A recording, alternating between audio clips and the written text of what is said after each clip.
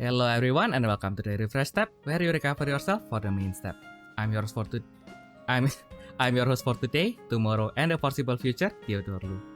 And I'm with the hottest battler in the UK and admin of the Bellspirits English Wiki, Ayumu Seiki. So yeah, Ayumu, how are you doing today? Hi. And yeah, Ayumu is not the only hottest battler that we are with today. I just cut him because I have to. So yeah, we have another hottest battler. This time from the US. So yeah, introduce yourself, Primitive. Hey, how's it going? I am Primitive. A lot of people probably primarily know me through Digimon, but have been playing a lot of BSS and just got back from Vegas, so very happy. Nice. So we are glad to have you here. And Ayumu, where are you back from? Yeah, I cut you just now. I cut you just now, so I need to get you back. Yes, I'm. Yeah, I also came back from London for the Battlesprit Saga pre-launch event. So today we're basically gathered here to talk about our thoughts on the Saga event, maybe like on the gameplay itself, maybe on like how well they arrange it. Though I heard that like I know that in London for sure it wasn't the best experience. So like what's your overall thoughts like after your visit in Las Vegas? As far as the Vegas event goes, everything was run very well. I think there was a couple hiccups here and there, but that's going to happen with a brand new release game for the first tournament. But for the most part, it ran very well. I do think that there was 60-minute timers, which is a lot longer than what I'm used to, which is usually like 45, 50-minute timers, which felt needed to a degree, but it also made the event go for a very long time. Even with only not that many rounds of Swiss, I still felt like the day was pretty long. So although it was ran quickly and it was ran well, it still just went on very long because there was just a lot of slow white purple matchups. No, that's fair. Yeah, we also had. I mean, I assume it's gonna be the same for every event actually. But yeah, we also had like the 60-minute timer, and yeah, I think it was completely necessary, especially since like as you said, the purple and white decks, those ones are very slow.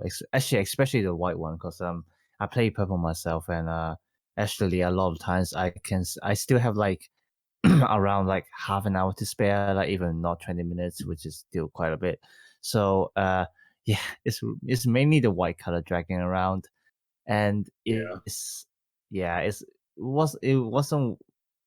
I was fine with it, but my friends were complaining, especially one of them who said that he had to do 3 rounds in a row, which is 3 hours, and we had 8 rounds of Switch in one day.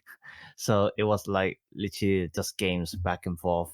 I check, like we started at 10 a.m. in the morning and we literally ended at like 10 p.m. at night. It was like such a hassle.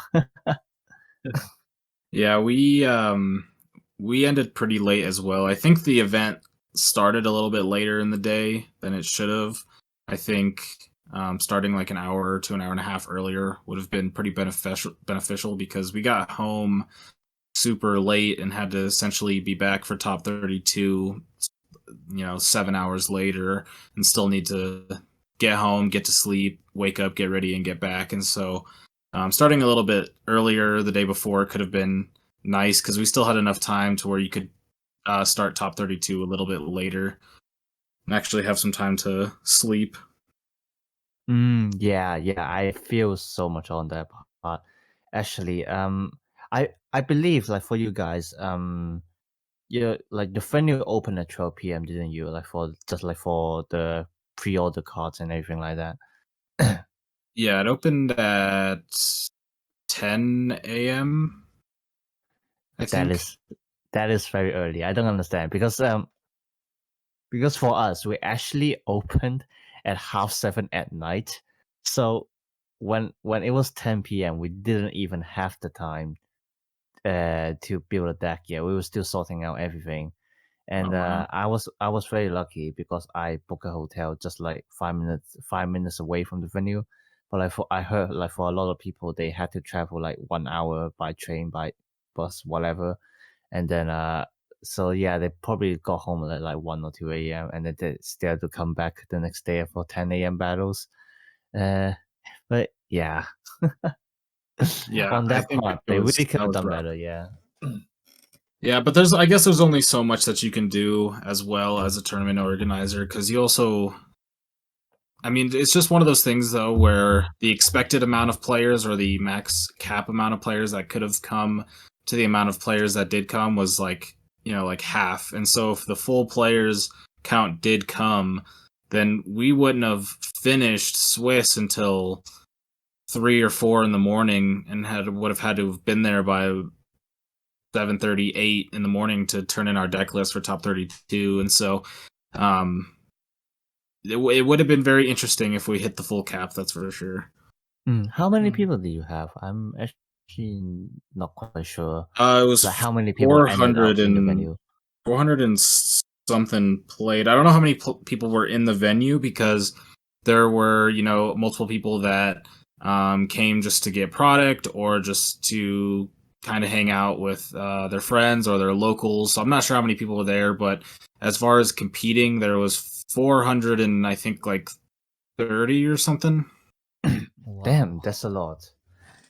Yeah, we only had 172 players, and they also forbid any outsiders to be spectators or even just like enter the venue.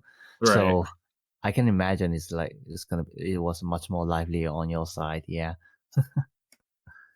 Yeah, and Las Vegas itself is a pretty loud and outgoing place. So there was a lot going on during that weekend for sure, in and outside the card game. So wait, sorry. That's just sorry, my mind lagged a little bit. That's So okay. I did watch your YouTube videos. I believe you use a Star Dragon deck for the tournament.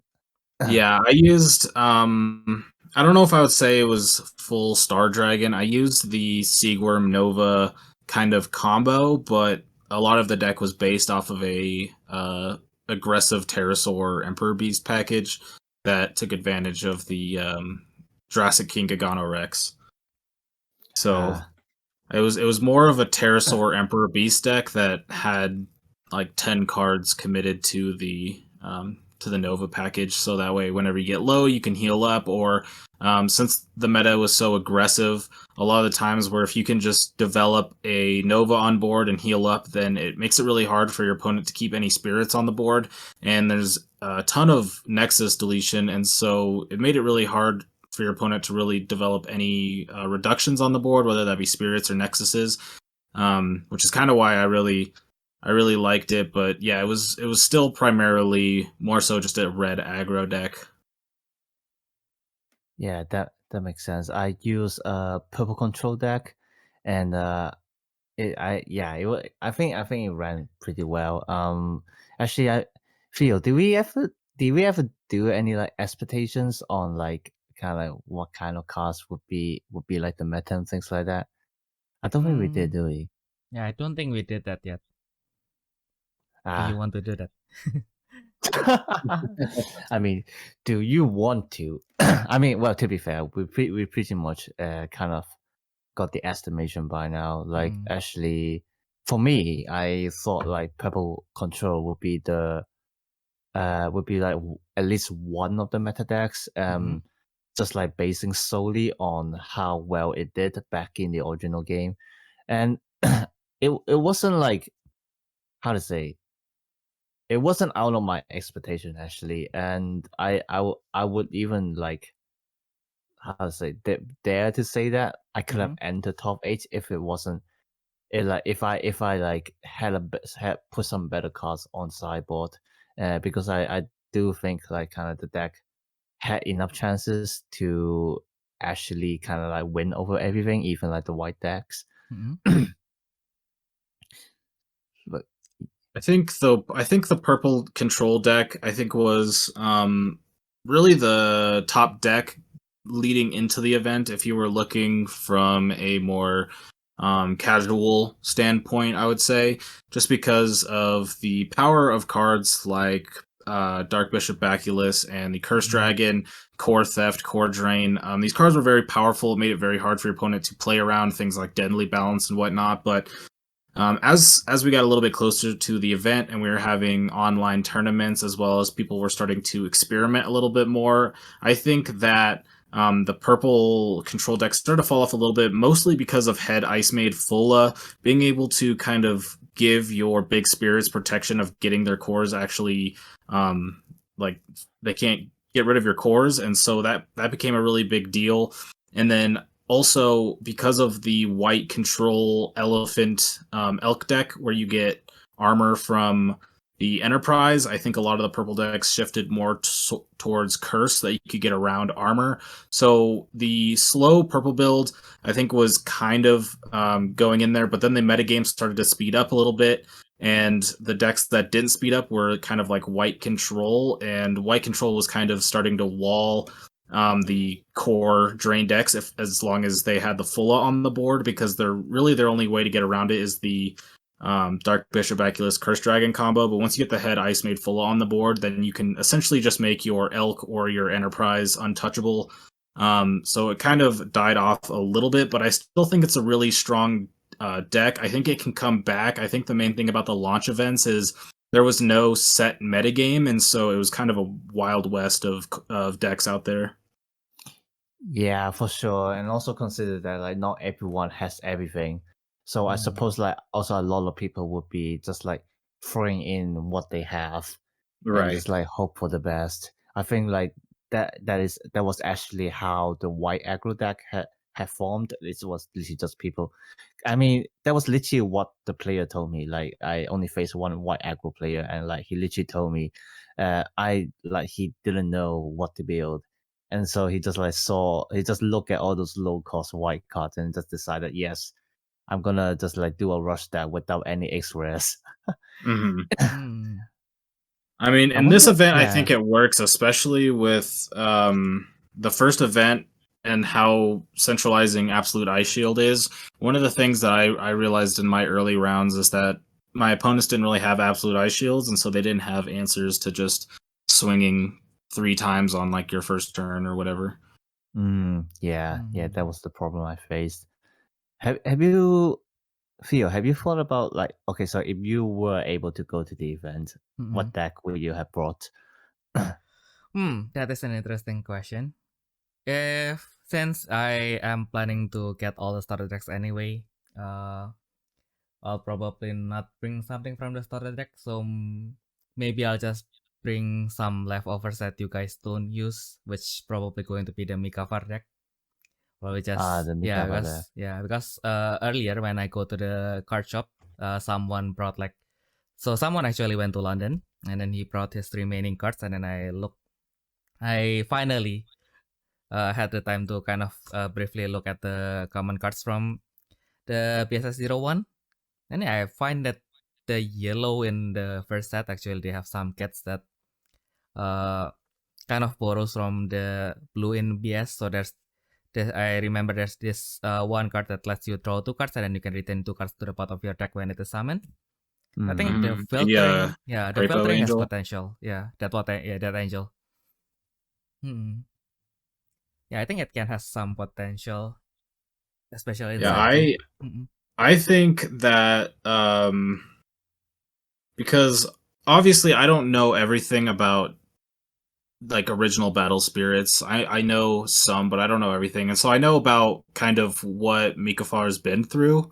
And I have been testing with her pretty extensively in BSS, and in my opinion, I think it'll be the first card banned, because it's 1 card away from being insanely broken, because I already think it's fringe viable right now. I think it's just not quite strong enough. It does have some very strong support cards with the luster, but whenever, green or blue come out and you're able to get, more ramp or more access to other magic cards, I think that card is going to be a really big threat. I'm kind of surprised that they released her in set 1. Well, because yeah, but like this is just for the audience. When we talk about Mikafa, we actually means Michaela from Saga. They have 2 different names in 2 different games. But anyway, yeah. So I think, well, in the original game, Mikafa was a lot more broken because, I mean, I'm sure you probably heard a little bit about it, but because yeah, I've like, looked into her quite a bit. Yeah, she could like use any magic cards for free at any time, and I think that was the most broken part. So the fact that like they limited Michaela to just the attack step, I think is like reasonable enough to like kind of stay in the game. Because I also think it really depends on what kind of magic cards they're going to release in the future, and it was obviously one of the major points why Mikafa was so broken because like the magic cards were basically able to do everything, which I assume they probably will try to restrict that in Saga. So like for example, in the original game we had a few Corvus magic cards, and surprisingly it wasn't from green, it was from purple.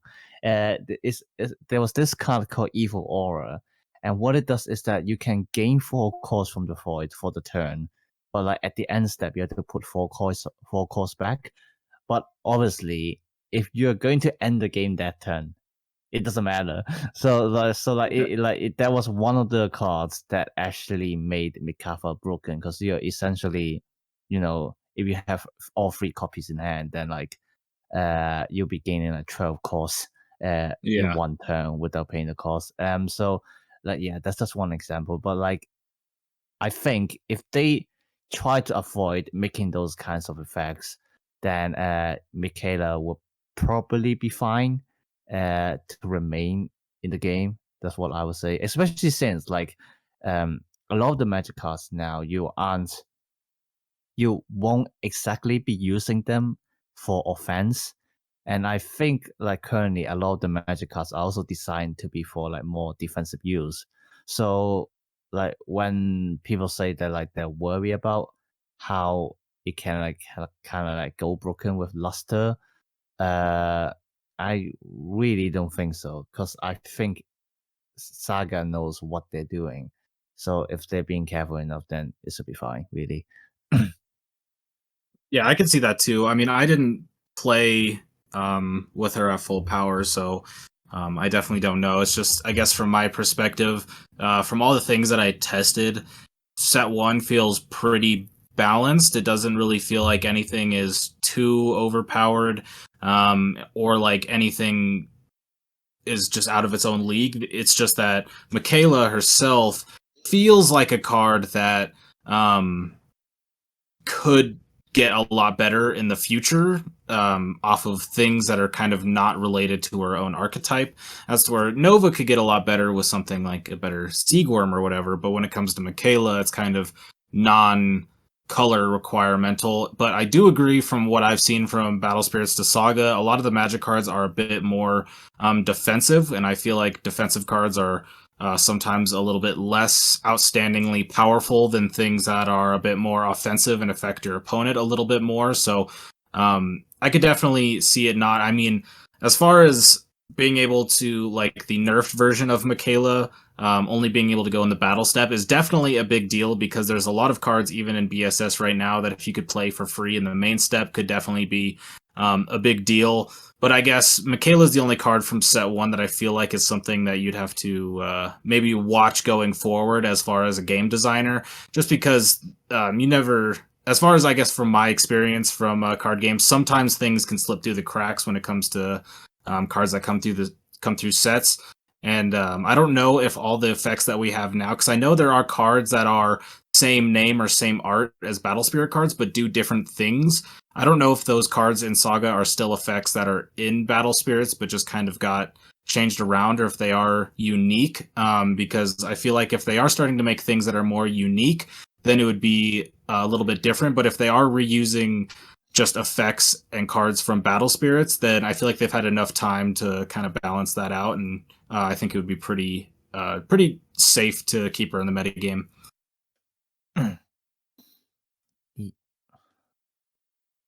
Yeah. Go ahead. Oh yeah. No, go ahead. Anyway, yeah. For now, I think it will probably still be fine unless they actually made Valiero as well.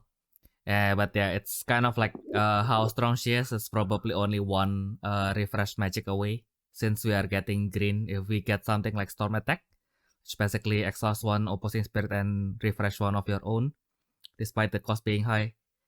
Yeah, I guess it could be a huge boost to Mikafar that way. Even to Mikaela. I can't move on from Mikafar. No, it's fine. It's fine. I was just clarifying. I would say most people in the States refer to her as Mikafar more than Mikaela, from what I've heard. Probably people got used to referring to her by the old name anyway. Yes, I'm just trying to be professional, I'm just kidding. I think like things like Storm Attack certainly exist anyway, because like the best example is like the regain that we have right now. Like they didn't even bother to make like just like a straight up refresh magic. Like it has to, it has a condition.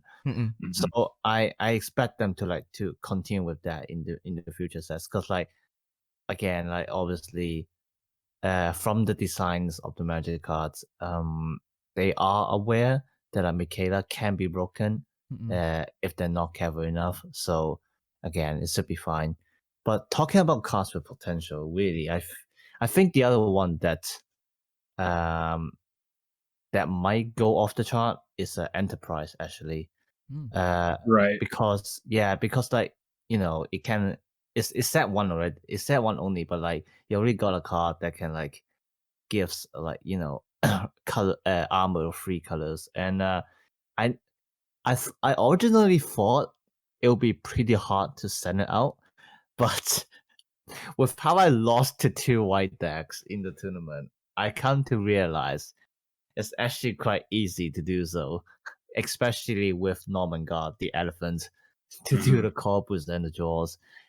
So what I hope is that and like at least for now, Enterprise would be the only card that's actually giving away the armor, because we certainly don't want to be in the future of how just like have everything on board and just somehow got armors of all 6 colors. That would be horrifying.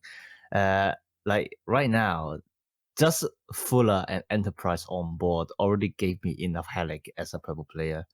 So I can't imagine if they try to like give even more immunities, just like stacking up on like the same cards. That would be very terrifying.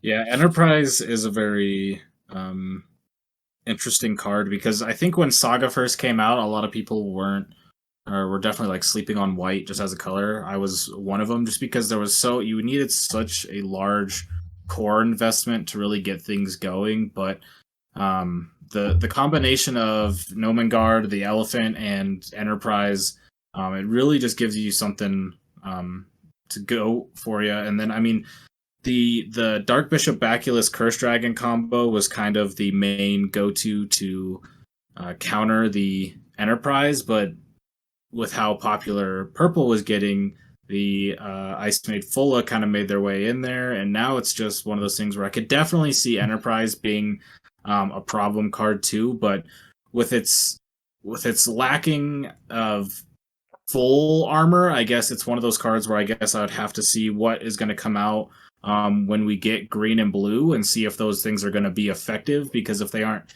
that effective, then having that triple armor or triple color armor could be pretty big for time to come. So about that, have you like before the tournaments and everything, have you expect like some kinds of phenomenon? I think that's the right word, that like kind of like that you expect in like the meta. So like, for example, as you just said, like a lot of people are undermining like the white color also me included. And like right now, I just like every day I've been thinking if I had put my Duke in my side deck, I could have won that game and stuff like that. But like, is there anything else that like you like kind of you expect to happen, but then like it's actually the other way around or vice versa, stuff like that? I think as far as the meta goes, I at the base, you kind of had to accept that you could sit down and play against really anything. Just with the way Saga and Battle Spirits works, there's a lot of just good low end cards that people were putting in other colors, and so there's a lot of weird stuff that you could play. But as far as like standard meta and the things that we're gonna see at the top, the things that I got right is I definitely expected there to be a lot of aggro decks. I think most of the top 32 would be considered an aggro deck or just a deck that's very low to the ground. And that was a shift that we kind of saw in online events leading up to the tournament. So I kind of expect that. One thing that I didn't get right was I expected there to be a lot more Nova. I think there was a couple Novas in the top 32, but I didn't play against that many or see that many Novas, and I just thought that was going to be more prevalent. And I also thought that the purple control was going to be a little bit more prevalent, but looking at the top tables, it was much more of the curse package, whether that be more low to the ground or if you use things like the Nemesis package. But the aggro was definitely the main call of the tournament. I don't know if that's how the metagame is, if we are just in a very aggressive metagame, or if that's just the first tournament. There's a lot of people who don't have enough experience to really kind of have a full understanding of the entire card pool yet, and that would make it so aggro is a little bit better because you just kind of win the game before your opponent can figure out how to counter what you're doing.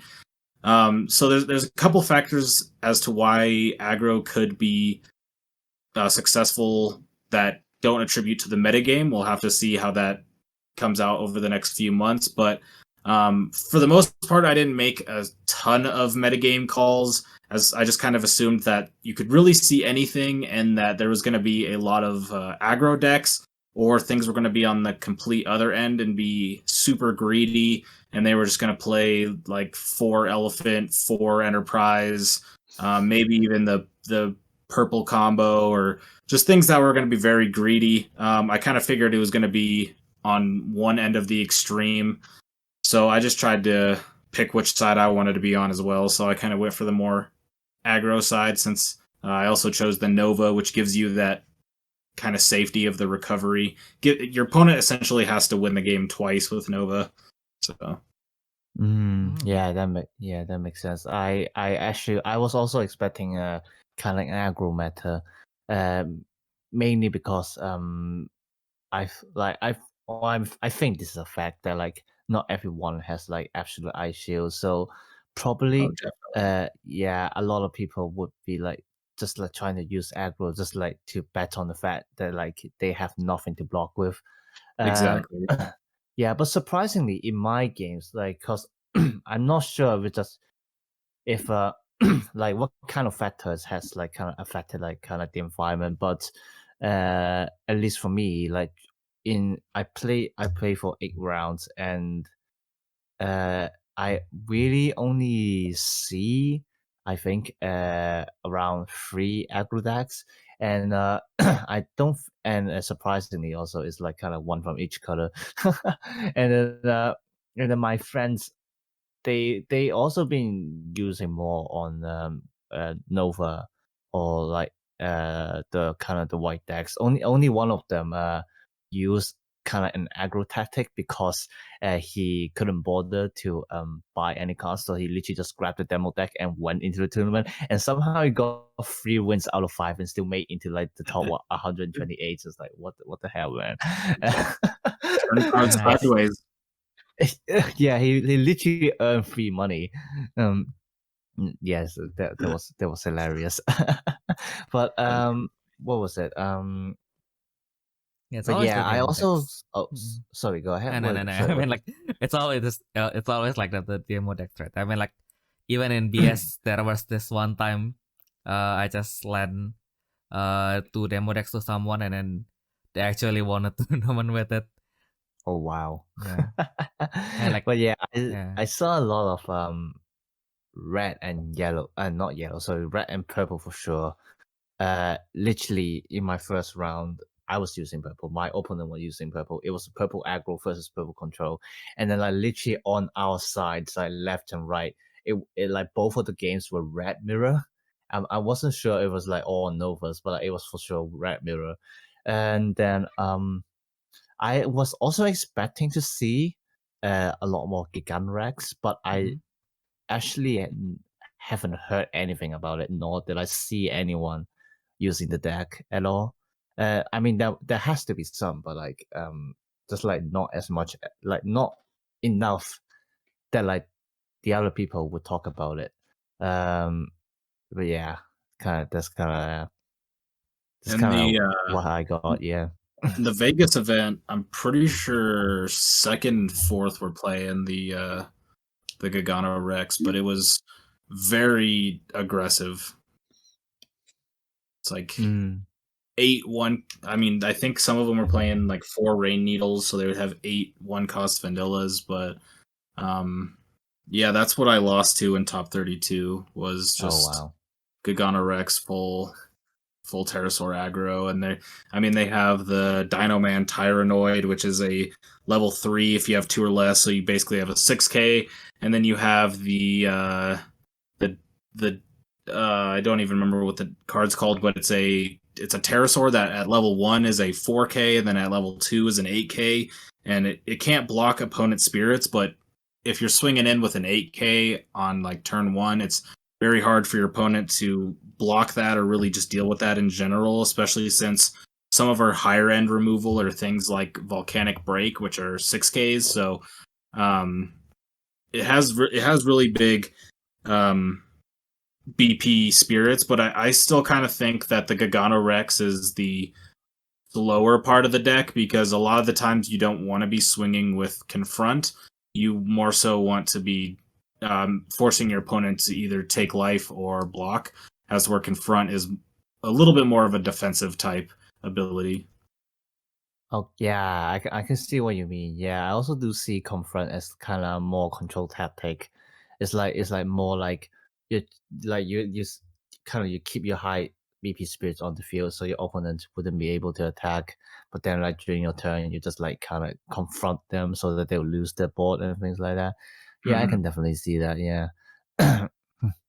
Yeah, I played 4 Confront Spirits, 3 cost 1 reduction Grizzlies in my list, and I was a big fan of it because I kind of was trying to make my list going into this as versatile as possible, just be able to do whatever I can into any matchup, and so I liked having Confront Spirits, but during the event what I realized is it's a very defensive ability, because a lot of the time people will just play around Confront by attacking, and I feel like Confront Spirits are on the lower end on BP side a lot of the time because of having the Confront keyword. So sometimes you can get outpowered when you're trying to block and things like that. I think Confront is a really strong keyword in general, but with the really aggressive meta that we had in Vegas, it was something that didn't work that well for me. Like in editing my deck after the event, I actually took out my Confront Spirits, just because it felt like in an aggressive meta, Confront doesn't matter as much if your opponent's already going to be exhausted anyway. Right, yeah, that makes sense. Yeah. True. Bruh. Yeah. What? So yeah, where are the yellow guys? Yeah, I think if we are talking about expectations, right? I mean, like, since the yellow in BS usually when the playstyle leans more towards aggro, usually yellow the yellow decks are able to take place in the meta. So I was like it was kind of interesting to see that. Yeah, actually I heard that only some yellow went to top 1 to 8 even in Vegas. Like I think there was 2 in the top 32. oh, One made top 8, and then the other one made top 32. I could be wrong. There could be another one that I was missing, but there's only 2 yellow decks that I remember, and I believe they were both playing God Beast decks. Copies. Okay. Yeah. Perhaps Just Focusing on the 2-cost spirits mostly, with the God Beasts. Yeah. As their top ends which I mean it's mostly just a Blessed Cathedral deck, because I feel like those decks really only operate because of having Blessed Cathedral being able to ramp you so many cores. But I thought yellow was going to be a lot more popular in Vegas, just because I knew there was going to be aggressive decks. And I felt like God Beast itself was aggressive because you have a bunch of 2-3-cost spirits that want to attack, and then when they get deleted, you usually get to draw cards or gain cores or whatever, so you get value. So I thought it was going to be a little bit more represented, but I just didn't see it very much. It has a pretty tough time versus red in general. I feel like there's a lot of cards that it struggles with, and the main one being Burning Force, because I feel like a lot of those times those decks need value from Luster, and you just lose all your Luster spirits from things like Burning Force or Volcanic Break. And so I think it has a hard time versus red. And in the first event, the most popular color is always going to be red, just based off the fact that the demo decks were red. So there was a lot of people who went there with the demo decks that they got, and they bought red starter decks and maybe a box or two and built a red deck. And so, because those are the cards they already had. So in the first event, red is already going to be the most popular. And even just small, simple cards like Landmine, which is an inconsequential like burst card in maybe most tournaments, versus like a 2-drop deck when your opponent's playing a starter deck and they have 4 landmines, it's actually pretty relevant. And so I think I think yellow has a chance, but I think it's the weakest color on a tournament scale as of right now. I don't want to say that because I kind of thought it was white this whole time, but it's just white wasn't being built right in my opinion, and now it has two very good builds, whether that be the Elephant Control or the more aggressive white deck. And so white is potentially even the strongest build. So I think yellow has to be the weakest, but it still has a chance, especially if they give Michaela something to push it up in the competitive aspect. Yeah, I actually think what yellow was lacking, not the cores, but actually the draws, because well, I only faced like one yellow deck, and it was like kind of like the last round. But just even from those 3 games, I could see like kind of the biggest con of the yellow deck was that it doesn't have a consistent kind of what's the word, like it's not Draw power. like Like sorry, cycle. no, I just keep forgetting. Yeah, something like that. Like it doesn't refill its hand very quickly. Actually, like especially like without the cathedral. But like even with cathedral, you need to put 3 costs on it, which is really a lot. It's like the yellow deck is right now, and well, for the cost 2 one specifically, really feels more like a gamble. Like because like you have a lot of, well, not a lot, but you have like 2 or 3 effects that like during the 3 games, my opponent has been trying to summon the the turtle, and then and I've been teasing him like every time. It's like, hey, is the lucky turtle gonna be on your side today? And then nope, it never was. But yeah, I think that's kind of the problem of what yellow is happening right now, especially since like all 3 of the refill effects kind of look for a different condition. Like flying turtle is trying to look for a fable beast, which is all right, but then you got Penton, which looks for a cost 2 instead. And then you have that Nessus of the bubble pool, whatever it's called, and then that one it's like it looks for the same cost. Like it's got like even harsher condition, and so it's just just like it's just like the engine in general isn't doing very well, and I'm inclined to think that actually right now you're probably better off using Mikada than the cost 2 deck if you want to play yellow. Yeah. I think for draws, I think you kind of have to go because you have the Cathedral, which can be okay draws, but you say you have to put 3 cores on it, which can be a lot of cores, especially when sometimes you need to load up like 2 Cathedrals. That's why I also like the Phantasmal Paradise with the Fabled Beast. So that way, every time you summon a Fabled Beast, you can exhaust your Nexus to draw a card. I think that gives you a little bit of draw since you are a lot of the times already naturally playing Fabled Beasts in there. Like God Beast itself is a Fabled Beast.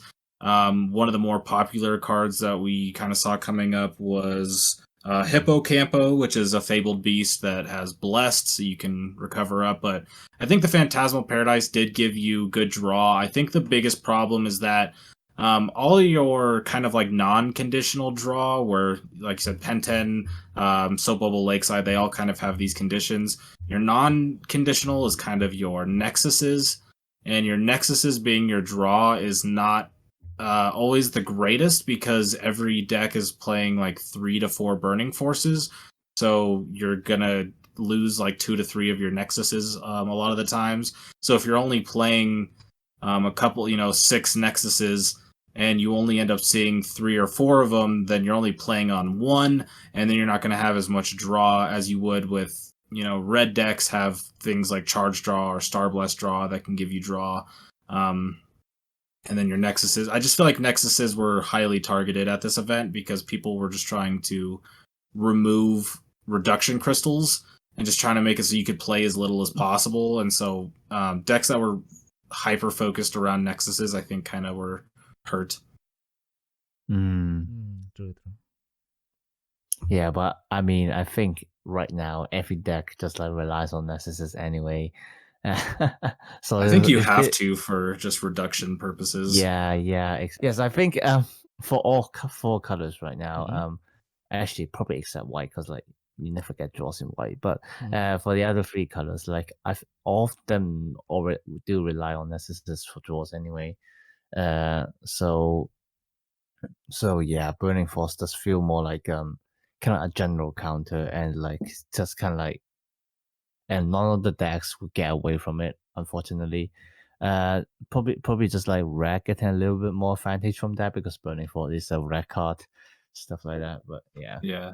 Part of the reason why I wanted to use Nova at all was partly because of Andromeda, where it itself you can delete a Nexus when summoned while also developing a 4000 BP spirit. So I really liked that, and so that plus Burning Force meant so like I felt very Nexus control heavy. It felt like it was very hard for my opponents to develop Nexus versus me, which is really good when a lot of the times the Nexuses people are trying to develop are things like Netherworld Depths, which cost 6 for most decks, and then you're able to get rid of it for just the cost of 3 cores, so you get a lot of value off that. So just Andromeda being able to delete Nexuses is kind of what made me want to include the Star Dragons into the Pterosaur build.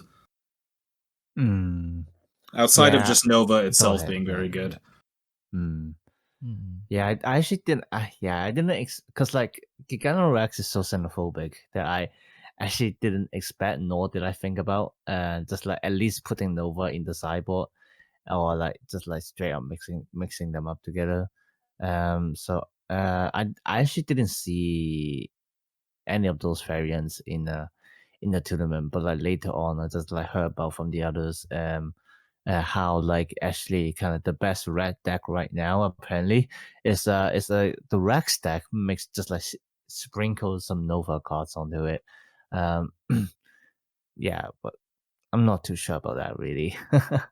I still prefer like just before the tournament, I know that in the community, I think there was a little bit of a discussion on like what they call a red good stuff deck, and it was like basically just like, well, it feels to me it actually feels more like red control. But yes, they do just throw a bunch of everything in it. I think mainly because they want to make use of Flamefish, which is a very good control card. And then just put a little bit of confront cards in there, and then like you got the end game with Nova, things like that. And I try and build in one of those, and I think it actually worked out pretty well. Well, like I'm not sure how the others see it, because like right now after the events, like people just gone back to saying, why white is the best now, and then like the Nova just like meh, like you would just rather use Rex and stuff like that. I think it's too early to really call anything, just because I mean the game isn't even technically out yet, right? This is like these are like the pre-launch events, and so there's a lot of factors that could lead to various decks doing well, as like things like just the general knowledge of the player base, how much money people are spending, matchup roulette, things like that. Those can factor into a lot of things, but I think like you can't just take these launch events as like the truth that will never change. This was the first time that like very competitive players could really get together on a like a country size scale to be able to come together and play. And so the more that happens, the more that the metagame will develop. And so we might see white rise to be dominant. We might see red or purple come up, maybe even somehow yellow rises to dominance, or maybe it just fluctuates in and out. We'll have to see, but I don't really think that there is a clear best deck at the moment, because I guess if you just look at the performances, there's the white is kind of up there, but there was still really strong I think majority showings from things like red, and then purple was there as well, so those could be in the conversation. But I think what is considered the best deck will change over the next coming months. I don't think this itself is kind of the dictator, just because I mean, just like I said, just card pool alone, like the fact that not everybody in the room had access to every card that they need could change things. Yeah, I think that will be good. I'm quite happy to hear that from you guys that current. Although it is not definitely not final. The meta has been quite diverse. Where before the launch event, I had this conversation with Ayumu that I am actually quite skeptical that the sideboard and everything will actually make everyone kind of gravitate towards the best deck, because they can. Okay, so because basically, they can kind of already bring the answer to almost anything if they already decided which is the best deck. But I think that's also the beauty of BS, that they kind of can bring here, because in BS also we always have a cycling meta, so hopefully they can keep that up going forward. Especially now that we can see that after the release, where people will have more access to stuff. Especially now, I think I find it quite crazy that some people are actually selling the non-foil version of Ice Shield for like almost $30. Yeah. yeah. The prices are the prices are pretty insane. That's why I felt like it was kind of funny playing the event with 3 Saga Rare Novas and 4 SPR Absolute Ice Shields, because they were like $150 to $200 a piece. Yeah, well, I think most things are just overpriced at this point, because like, obviously, like the only way that we could get the real costs were from the events. It's not even officially released yet. But like once they do, like the prices will probably drop a lot. Someone was trying to sell me like a full playset of Absolute Ice Shields for £60. That was around I don't know. Let's see. Let's ask Google what's £60 in USD, 74 USD. There we go. And like honestly, it was pretty tempting considering like later on, like I saw people just like selling more than that price. But like I still refuse that because I do believe the prices would definitely drop when the actual release actually comes. But yeah, it's actually quite funny how people are actually selling Absolute Ice Shield more expensive than the Saga Rare Nova. Yeah. Yeah, I think that's funny. I don't know if that will continue with like when the set releases. Because I think when it comes to like a tournament aspect, Absolute Ice Shield is just a better card than the Saga Rare Nova because every deck is essentially playing it, as to where only Nova was playing a Nova. So when the set actually releases and prices start to stabilize because there's more cards available to the community, I think that there would be a higher chance of the Saga Rare stabilizing at a higher price, just because with it being like one per case, there's just going to be more Ice Shields pulled than there are going to be Saga Rare Novas. So I think over time the Saga Rare Nova will be more expensive, but at the events I think it makes sense just because there's a lot of people who are using it and just wanted to get it's one of the best looking cards in the entire set when you look at it in person. So I could understand people wanting to buy it, but yeah, it was interesting how that card was like much more expensive than the Saga Rare, but I'm not sure if it'll continue like that once the general public gets access to it. Yeah. What was it? Yeah, but I was actually quite surprised because how to say I suppose like I kind of got spoiled by the kind of the box ratio from the JP set. Like it's only afterwards that I realized that like when the JP game first started, like I suppose the ratio was about the same but like right now they what they did is that they removed the uncommon rarity, and then because they have so many cards, it's like every pack you get is like kind of a guarantee having one rare like in the pack.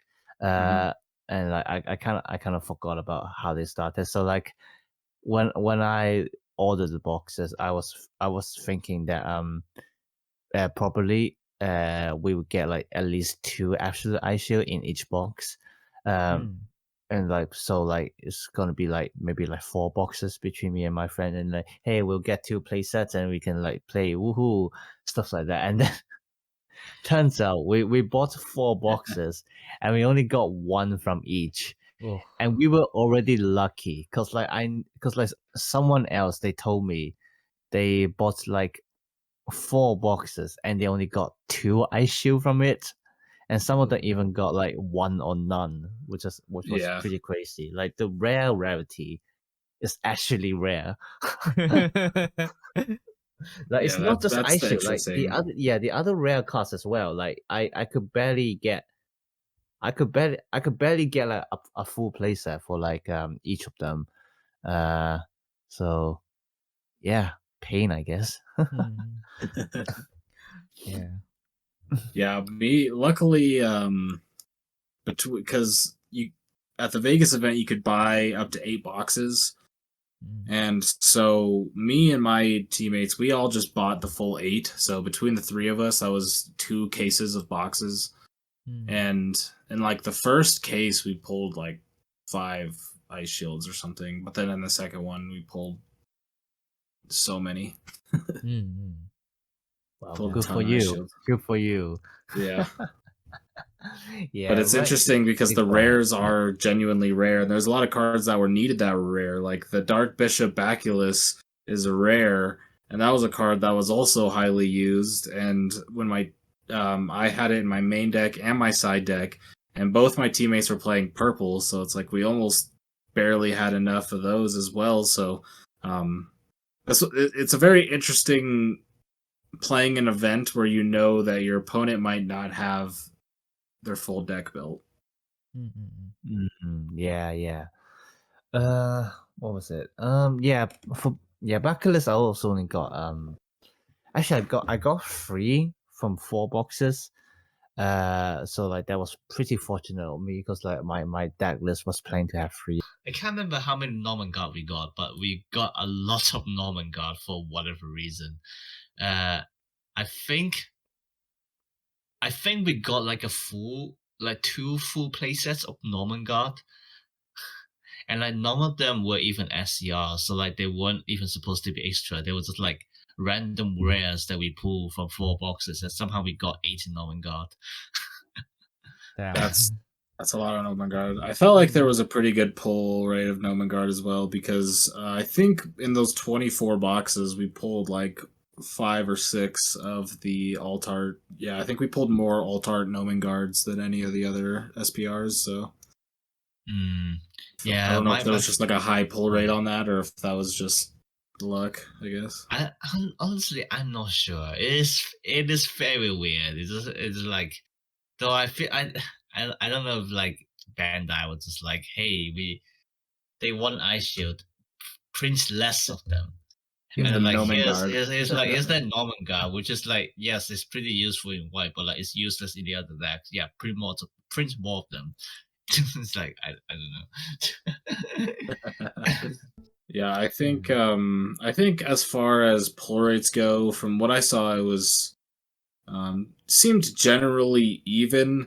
Because I play a lot of Digimon, and in Digimon, I would feel like when you open a box, like sometimes the boxes will feel very dominant of just one color. Like you'll open a box, you'll just pull way more blue cards than any other color. But in Battle Spirits, it felt very even, like how many cards you got of each color. Now, I don't know how that will change as green and blue would get introduced, but with just the 4 colors we have now, I kind of like soft sorted all the cards as I was opening my packs into like piles of each color. So I kind of saw that at the end of each box, all of the piles were basically the same size, which is something that is like very much different from other Bandai games. Oh yeah, no, I did that as well, and then yeah, like kind of the stacks that I got were like pretty much on like an even height. So yeah, hopefully they can keep up with that. It's a good thing.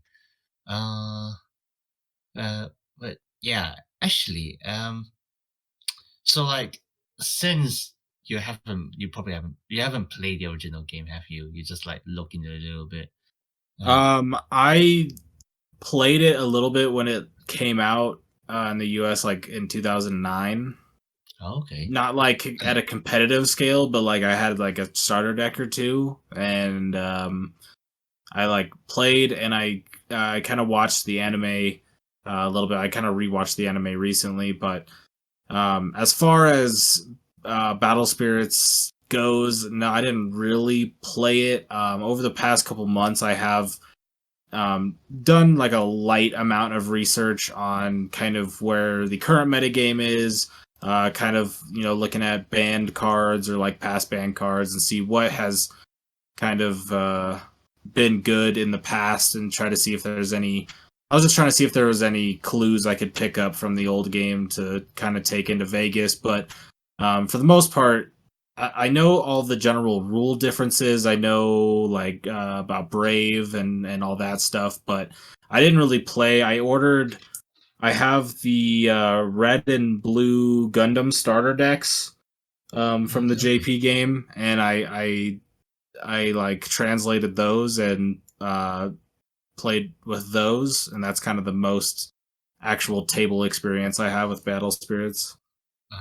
Okay, yeah, that's fair. Cause like, no, I was just going to ask, like, so like, sorry, if this is like a really fake question, but like, kind of have like any kind of expectations on kind of how green and blue would be. Do I have expectations on how they'll be? Or just like, what do you think of like how green and blue like would become? Because I think right now, with like kind of the little information they had for set 2 in July, I'm actually pretty surprised that they already kind of introducing the kind of the cloning mechanic, like with tokens, stuff like that, kind of like swarming board. But I because like I don't know a lot about green and blue, I guess, as far as like the history of them, but as from what I've heard, green sounds like it could be very broken. I don't know. Every time I hear about green, it's pretty much in the concept of how broken green is. So that's cool. And then from what I've heard is that blue can or does like mill people. And so that's something that kind of fits into my personal style of gameplay. So I'd be excited for that, but I don't know too much. Like I played with the blue Gundam starter deck from Battle Spirits, and that seemed very strong, but I also don't know how to gauge how fast they're going to go with Battle Spirit Saga. Like, are we just going to go super quick? Are we going to have like Braves and like a couple set? But yeah, I think I don't know. I don't know too much to like really expect it, but I have high expectations for green because from the people who I've talked to who have either played Battle Spirits or like looked into it more than I have said a lot of good things about green. The only thing I've heard is that like because obviously right now in the game it feels like it's very centered around Absolute Ice Shield, yet in Battle Spirits that card's been like reprinted like a billion times, at least from kind of what I saw, but it's not as used, right? So it has to like there has to evolve past a point to where that gets there, whether that be like stacking symbols with like Braves or whatever that is. I know it has to like get there, and I feel like I'm not knowledgeable enough to like know, but I feel like with right now the metagame being very centered around ice shields, where then things like green being able to kind of like speed things up, or like blue having a mill mechanic, I think are things that could really shift up how we play the game from like set 1 to set 2. So I personally have high expectations, but I could also see them maybe just easing their way into green and blue, and then it might not be as impactful right away. Like I said, I don't know how fast they want to ease their way in from Saga into maybe some of the more modern Battle Spirits stuff, which I feel like is a lot faster. Like I've looked at modern Battle Spirits and it feels hasn't there been like 2-turn metagames and stuff like that? Yeah, no, not really. It's more like some of the specific decks could do that, and like they're just aggro in nature. Okay. I just know I read something about that, and I was like, I know that game can definitely go a little bit faster, but I would also know that would probably have to do with a lot of the symbol stacking or stuff like that you can do that we can't really do in Saga yet. Yeah, well, actually, with all those fast stacks, actually it wasn't simple stacking, but rather it's like kind of building up the board with the spirits. It was already like that back in set 2 in the original game with Mikafa, because again, as I said, there was this really broken Kobus combo. So so what they try to do is that basically one of the cards on summon can discard a random card from the opposing hand, and then there was also this magic card called Time Rip, and then it can basically repeat the summon effect. So for a period of time, the Mikafa deck was literally just like repeating the hand discard and then repeating the hand discard effect, and then they just build up 5 spirits, rush, done. and we literally call that a Mikava Turbo. But then like later on, like a lot of the turn 1, turn 2 decks, is one of them. I mean, well, actually, how to say, like a lot of them were like more accidental. In that Bandai didn't expect them to be that fast. Like they expected to be that quick because they expect them to be quick because it's aggro, but they didn't expect them to be that quick. Because one of the decks, we call it the fruit deck because literally every card in the deck has like a motif of fruit, and then what they do is that when you summon them, you can open 2 more cards from the deck, and if it fits the condition, you can summon them. And then obviously the newly summoned cards, they have the same effect, so you can literally just chain summon a full board until you literally deck out yourself on your very first turn. So that was, I think that was actually the first kind of deck that could do a first turn kill consistently in the game. And obviously Bandai kind of got rid of that very soon.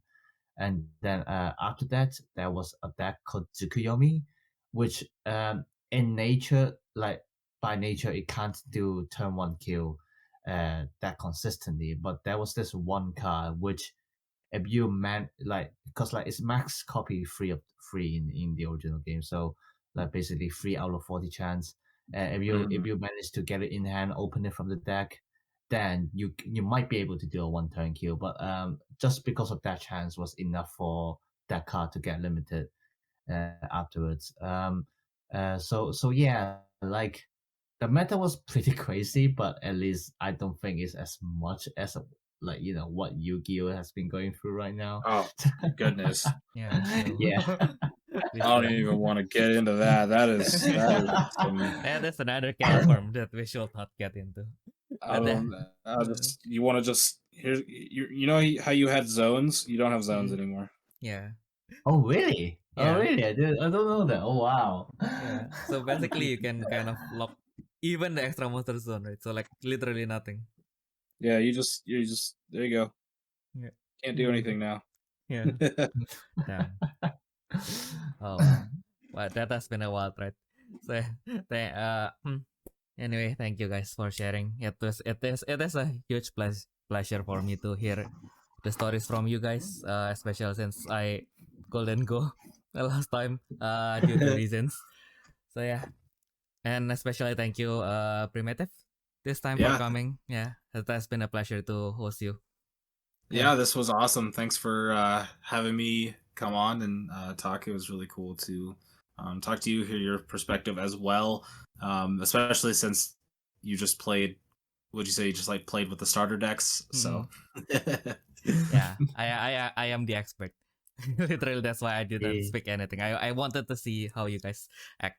But anyway, yeah. Do you have anything? I think where can people find you? So PrimitiveKage is my YouTube or any of my socials, and yeah, you can find me there on Twitch, Twitter, Instagram, whatever. Yep, if you are on YouTube, then I will put all the links in the description later. So do check Primitive out later. Yes, and, thank you. Yep, thank you very much. And yeah, as usual, if you have any questions to me or to Ayumu about card games or life in general, do send them to our email at therefreshtappodcast@gmail.com. So yeah, thank you guys once again, and hope you guys will have a nice week going forward, and we'll see you guys again in the next turn. Bye bye. Bye.